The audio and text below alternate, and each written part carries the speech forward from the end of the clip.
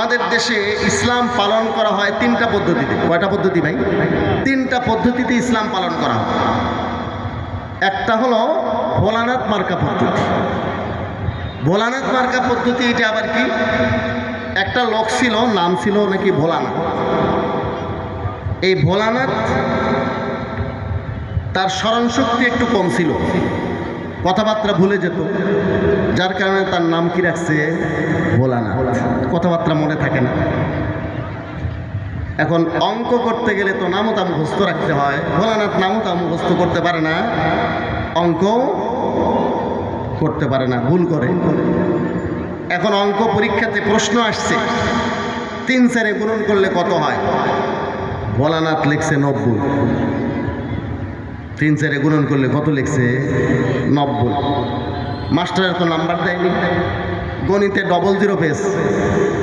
এখন রেজাল্ট বের হওয়ার পরে মাস্টারের উপরে চড়াও হয়েছে, স্যার আমার গণিতের নাম্বার কেন দেননি? 00 দেখা যায় গণিতে।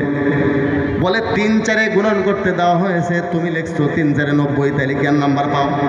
বলে স্যার আপনি বলেন তো 3 4 কত হয়? বলে 3 4 হয় 12। বলে স্যার আমি লিখছি কত? বলে তুমি লিখছো 90। বলে আমি কম লিখছি না বেশি লিখছি? বলে অনেক বেশি লিখছো, ঢের বেশি লিখেছো। বলে তাইলে তো আমারে নাম্বার দেওয়া উচিত। কম তো লিখিনি স্যার, কম তো লিখিনি স্যার। এটারে রবি ঠাকুর একটা কবিতা বানিয়েছে। ভোলানাথ লিখেছিল 3 4 90, গণিতের মার্কায় কাটা গেল সর্বই। 3 4 12 হয় মাস্টার তারে কয়, লিখেছিল ঢের বেশি এই তার গর্বই। তো ভোলানাথ লিখেছিল 3 4 90, গণিতের মার্কায় মানে অঙ্কের নম্বরে কাটা গেল সর্বই, সব নাম্বার কাটা গেছে, 00 পেয়েছে। 3 4 12 হয় মাস্টার তারে কয়, মাস্টার বলে আরে বোকা কোথাকার, ভোলানাথ কোথাকার, 3 4 হয় 12। এখন ভোলানাথ বলে আমি তো ঢের বেশি লিখছি, আমি কেন নাম্বার পাবো না? লিখেছিল ঢের বেশি এই তার গর্বই, অনেক বেশি লিখছে। আমাদের দেশে কিছু ভাই আছে যারা আল্লাহ নবীর আদর্শ, সাহাবায়ে কেরামের আদর্শের উপরে আরো কিছু বর্ধিত করে দিন পালন করতে চায়। এই বর্ধিত অংশটাকে বলা হয় বিদআত। কি বলা হয়? আমরা যখন বলি ভাই আপনারা যে এই কাজ করেন এটা তো নবীর আদর্শে নাই, সাহাবায়ে কেরামের আদর্শে নাই, তখন ঠিক ভোলানাথ মার্কা উত্তর দেয়, বলে আমরা তো রসুলের এশকে, নবীর প্রেমে এগুলো করি। বলে কি বলে না? এটা হলো ভোলানাথ মার্কা উত্তর। আল্লাহর নবীর আদর্শ, সাহাবায়ে কেরামের আদর্শের উপরে, সিরাতুল মুস্তাকিমের উপরে আরো খানিকটা বাড়াইয়া দিয়ে আমল করা ভোলানাথ মার্কা ইসলাম, সংযোজনের ইসলাম। এটা প্রকৃত ইসলাম নয়। প্রকৃত ইসলাম মান আলাইহি ওয়া আসহাবি, নবীর আদর্শ, সাহাবায়ে কেরামের আদর্শ হুবহু ফলো করতে হবে, বাড়ানো যাবে না, কমানো। আর কিছু ভাই আছেন আর এক গ্রুপ, তারা আবার বাপুরাম সাপুরের সাপ মার্কা ইসলাম পালন করে। তারা বলে এইটা বাদ, এইটা বাদ, এইটা বাদ, এইটা বাদ, এইটা বাদ, বাদ দিতে দিতে এখন ইসলামের কালেমাও অর্ধেক করে ফেলছে। বলে কালেমা এটা অর্ধেক আছে না নাই? কালেমা যদি লা ইলাহা ইল্লাল্লাহর সঙ্গে মুহাম্মদ রাসূলুল্লাহ যুক্ত করেন তাহলে মুশরিক হয়ে যাবেন। এই ধরনের কথাবার্তা কিছু লোকেরা বলে নাকি বলে না? আল্লাহ আল্লাহর জিকিরকে পর্যন্ত বিদআত বলে। মসজিদে একদিকে আল্লাহ আর একদিকে মুহাম্মদ লিখবেন, এটা নাকি শিরিক হয়। লা ইলাহা ইল্লাল্লাহ একদিকে আর একদিকে মুহাম্মদুর রাসূলুল্লাহ বললে বলে শিরিক হয়। এই ধরনের কথাও আমাদের দেশের কিছু ভাইয়েরা বলে নাকি বলে না? মাযহাবকে অনেক আগেই তারা মাইনাস করে দিয়েছে। হক্কানি পীর মাশায়েখদের বায়াত মুরিদ হওয়াকে আগেই মাইনাস করেছে। মাইনাস করতে করতে এখন মাইনাস করতেছে আল্লাহ আল্লাহর জিকিরকে এবং মুহাম্মদুর রাসূলুল্লাহ কালিমাকে পর্যন্ত মাইনাস করে দিয়েছে। আছে না নাই? সাহাবায়ে কেরামকেও মাইনাস করে দিয়েছে, বলে সাহাবায়ে কেরামকে মানা যাবে না। এক শায়েখকে জিজ্ঞাসা করেছে হযরত ওসমান রাদিয়াল্লাহু তাআলা আনহু, জুমার দ্বিতীয় আজান ওনার জামানায় যেটা বৃদ্ধি হয়েছে এটা কি বিদআত? আচ্ছা হ্যাঁ এটাও বিদআত। সাহাবায়ে কেরামকেও বিদআতি বলে। সাহাবায়ে কেরামকে মানা যাবে না, সাহাবায়ে কেরাম বিদআতি, এই ধরনের কথাবার্তা বলে নাকি বলে না? আমাদের কিছু ভাইরা ইসলামটাকে মাইনাস করতে করতে বাবুরাম সাপুরের সাপ বানিয়েছে। একটা কবিতা ছোটবেলায় আমরা পড়েছি, আপনারাও হয়তো পড়ে থাকবেন। বাবুরাম সাপুরে কোথা যাস বাপুরে, আয় বাবা দেখে যা দুটো সাপ রেখে যা, যে সাপের চোখ নেই শিং নেই নখ নেই, ছোটে না কো হাঁটে না কাউকে যে কাটে না, করে না কো ফোঁস ফাঁস মারে না কো ডোস ডাস, নেই কোনো উৎপাত খায় শুধু দুধ ভাত, সেই সাপ জানত গোটা দুই আনত তেরে মেরে ডান্ডা করে দেই ঠান্ডা। একটা কবিতা ছিল নাকি ছিল না? বাবুরাম সাপুরের সাপ এর কবিতা যে কবি লিখেছে, তো এই ব্যক্তি কেমন সাপ চায়? বলে এমন এমন সাপ যে সাপের চোখ নাই শিং নাই নখ নাই, ছোটে না হাঁটে না কাউকে কাটে না ফোঁসফাস করে না ঢুসঢাস মারে না উৎপাত করে না দুধ ভাত খায়। বলে সেই সাপ জানতো গোটা দুই আনত তেরে মেরে ডান্ডা করে দিই ঠান্ডা। এই সাপ তো এমনিই ঠান্ডা, তাকে কি আর ডান্ডা পিঠে ঠান্ডা করতে হবে? আমাদের কিছু ভাইয়েরা আছেন ইসলামের মধ্যে এইটা নাই ওইটা নাই ওইটা নাই ওইটা নাই ওইটা নাই ওইটা নাই, বাদ দিতে দিতে বাদ দিতে দিতে মাযহাবকে মাযহাবের ইমামদেরকে হক্কানি পীর মাশায়েখদেরকে সাহাবা একরামকে বাদ দিতে দিতে আল্লাহর জিকির পর্যন্ত বাদ দিয়েছে। এমন কি এখন বলতেছে তারা সাহাবা একরামকেও মানা যাবে না, আবার কালিমার অর্ধেক বাদ দিয়া মুহাম্মদুর রাসূলুল্লাহকেও বাদ দিয়েছে। আল্লাহ তাআলা হেফাজত করেন। এই দুইটার মধ্যবর্তী অবস্থান, বাড়াবাড়ি ছাড়াছাড়ি মুক্ত, বাড়াবাড়ি ছাড়াছাড়ি মুক্ত, মাঝখানে মাসলাকে মুতাদিল মধ্যম পন্থা, যেটা আল্লাহর নবী এবং সাহাবায়ে কেরামের আদর্শ হুবহু ফলো করনেওয়ালা জামাত ফুলবাড়ি কওমি ওলামা পরিষদ। মুসলমান ভাইরা আমার, আহলুস সুন্নাহ ওয়াল জামাত, আহলুস সুন্নাহ ওয়াল জামাত হলো মধ্যম পন্থা অবলম্বনকারী দল, যারা বাড়াবাড়ির পক্ষেও নাই সারাসারির পক্ষেও নাই, আল্লাহ রসুলের আদর্শ সাহাবায়ে কেরামের আদর্শ হুবহু ফলো করে। সেই জামাত বর্তমানে যদি আপনি খুঁজে দেখেন তাহলে এই জামাতের নাম ওলামায়ে দেওবন্দ। সেই ওলামায়ে দেওবন্দের একটা শাখা হলো এই ফুলবাড়ি কওমি ওলামা পরিষদের সূর্য সন্তানেরা। মুসলমান ভাইরা আমার, কোনো ধরনের বাড়াবাড়ি নাই, কোনো ধরনের সারাসারি নাই। যেই দুই গ্রুপ আছে, এক দল কিছু বাড়ায় আর এক দল কিছু আবার সারাসারির পক্ষে, এই দুই দলের সাথে তারা নাই। এখন আবার কি হয়েছে, আর একটা দল আবিষ্কার হয়েছে, এরা আবার হাদিসকেই বাদ দিয়ে দিয়েছে। কি বাদ দিয়েছে? হাদিসকে বাদ দিয়া তারা এখন স্লোগান দিয়েছে, আসুন আমরা কোরআন মানি। আসলে আমরা কি মানি? কোরআন। আচ্ছা, কোরআনটা কি মানা উচিত না না মানা উচিত না? অবশ্যই মানা উচিত। কালিমাতু হাক্কিন উরিদা বিহাল বাতিল, কথা সুন্দর মতলব খারাপ। এরা বলে আসুন আমরা কোরআন মানি। এই যে কোরআন মানার স্লোগান দিচ্ছে, আসল কোরআন মানা উদ্দেশ্য না, উদ্দেশ্য হলো হাদিস অস্বীকার করা। হাদিস যারা অস্বীকার করে, আপনি হাদিসের উপর আমল করতে পারেন না, আমি আমল করতে পারি না, সেটা একটা ভিন্ন জিনিস। এটা আমার দুর্বলতা, আল্লাহ তাআলা হয়তো মাফ করবেন। কিন্তু কেউ যদি অস্বীকার করে যে হাদিস মানা যাবে না, হাদিস অস্বীকার করলে সে আর মুসলমান থাকে না। হাদিস অস্বীকার করে এরা নিজেদের নাম দিয়েছে নব্য আহলে কোরআন। আমি আপনাদেরকে একটা কোরআন শরীফ দেখাই। কোরআন শরীফ আছে, ছবিওয়ালা, ফেরাউনের ছবিওয়ালা। হ্যাঁ, এই যে একটা কোরআন শরীফ আমার হাতে আপনারা দেখতেছেন, আল কোরআন। এই কোরআন শরীফের শুরুটা যদি দেখেন, একদম শুরুতেই ফেরাউনের ছবি।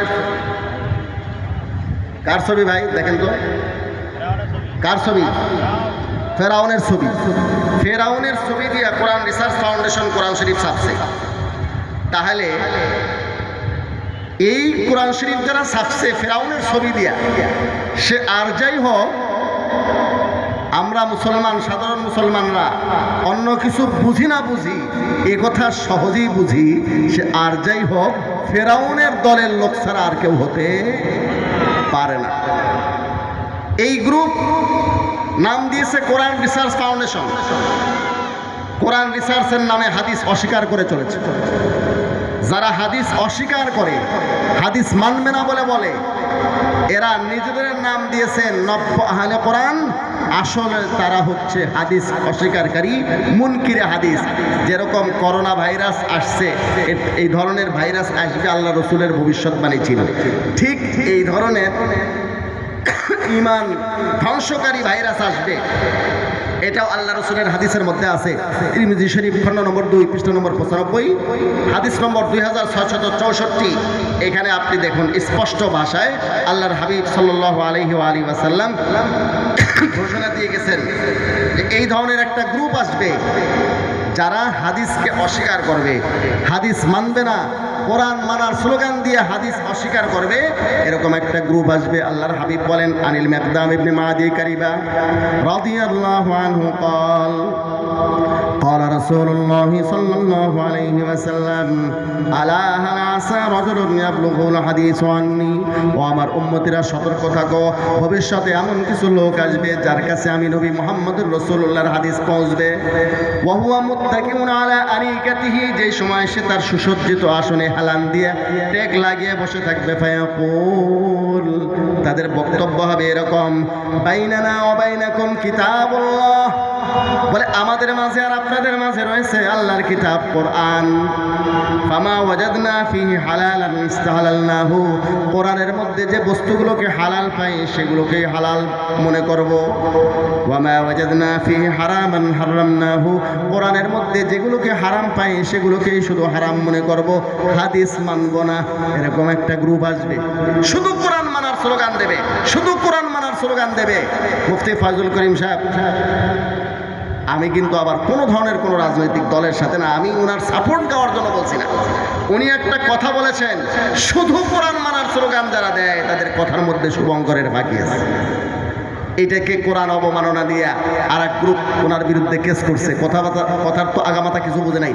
উনি বলছে কোরআনও মানতে হবে, হাদিসও মানতে হবে, শুধু কোরআন মানার স্লোগান যারা দেয় এর মধ্যে শুধু উনি বলেছেন শুধু কোরআন মানার স্লোগান দিলে এর মধ্যে শুভঙ্করের ফাঁকি, শুধু শুভঙ্করের ফাঁকি না, শুধুমাত্র শুধু কোরআন মানা, হাদিস অস্বীকার করে শুধু কোরআন মানার স্লোগান দিলে সে মুসলমানই থাকবে না, সে মুসলমানই থাকবে না, সে মুসলমানই থাকবে না।